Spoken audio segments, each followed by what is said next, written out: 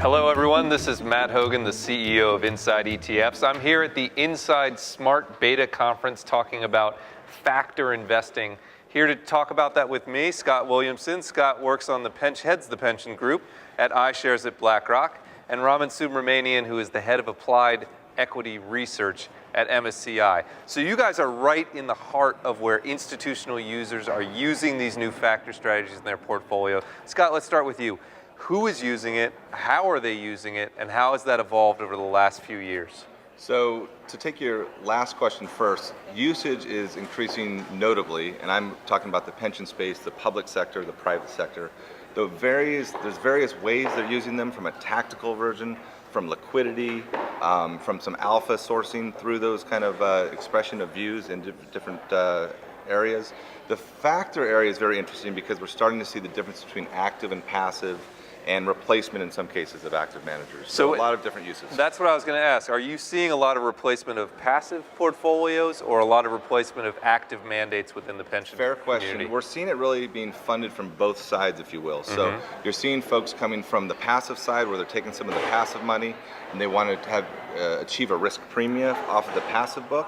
But we're also seeing a case where underperforming active managers are being replaced by some of these smart beta or factor approaches. Right. Raman, I'll turn that to you. When you have that same question, do you see these, are you researching, developing these strategies as replacements for a passive core or for those active mandates? I think from a pure benchmarking perspective, we are thinking more as a benchmark as a first use case. So if you have an active manager who is a value manager, and if you really want to see the performance of its outperformance, so you want to give them the appropriate benchmark. So the idea is to create a better value benchmark, and that get translated into an ETF. And do you think that's going to expose a lot of active managers as not really providing the kind of true stock picking exposure they want? I think that's the institutional use case. Even if you look at the pure beta benchmark, that was done to see whether the active managers are doing the job. Right. So we will see the same evolution happening in the smart beta space, where these factor indices are being used as appropriate benchmark to represent their investment process. So in essence, what's going to happen is that some of these active managers may not deliver alpha relative to that benchmark, then becomes a passive replacement strategy utilizing these smart beta indices. Right.